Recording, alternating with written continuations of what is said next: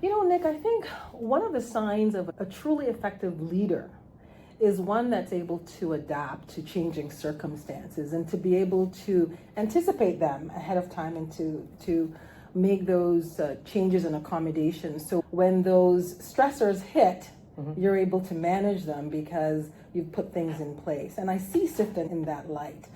So as a leader, first of all, how do you see Sifton? Assuming, and I think we all agree that you are a leader, but you would say you're a leader because what? I'm a leader because what? I think I'm a leader in this space because I think I do understand that. I'd say it's one of the core tenets of Sifton is being adaptable. Yes.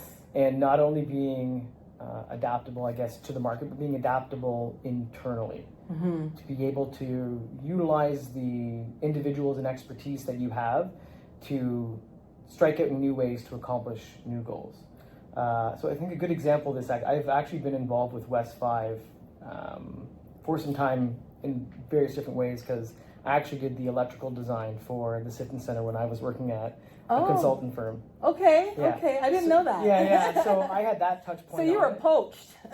Were you poached? I was. Well, maybe I put myself up for poaching. Yeah. But at the time, it was just the Sifton Center, and then there was a master plan. And when I did start working for Sifton after I was at that consulting firm, pretty much after every building was completed, the master plan changed. But the master plan changed because market conditions changed, or we learned something new, or, well, we don't need to build commercial right now, we need to build residential, or there's opportunities for grants and rebate incentives through the government, so let's go over here and do this because we can use that to augment what we want to do from a community perspective. So I think that is a great way to showcase that adaptable leadership quality that I think Sifton emulates. Right, excellent.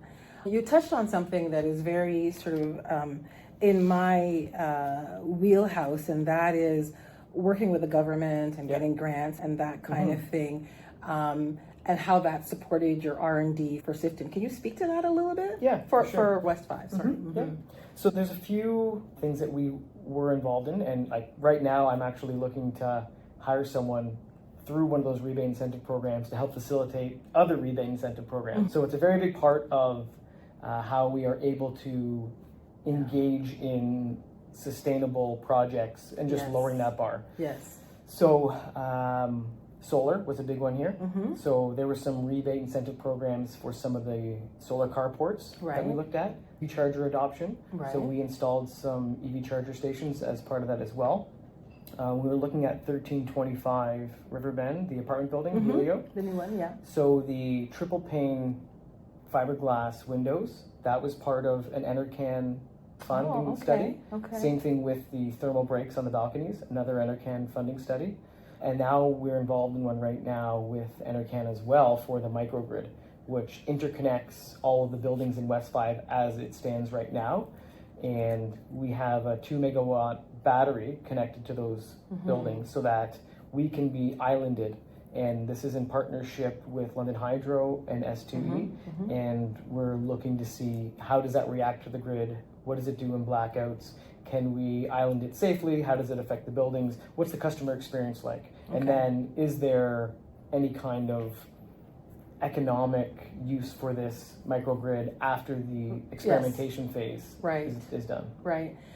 Wow, I've got a bunch of questions for you now. Okay, so let's start with, I can probably guess, but why don't we, for our audience, talk about what you mean by island it? Yes, okay. So what we can do then is we have switches in certain locations on the site so that, because we have two separate feeders from London Hydro. So these are the main trunk lines that provide our electricity to West 5.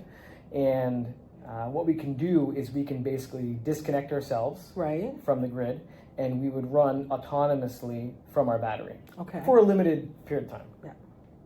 And feed back to the grid. When we're islanded, we are completely disconnected. Then you are truly an island on your own. That's right. Okay, I gotcha. Okay.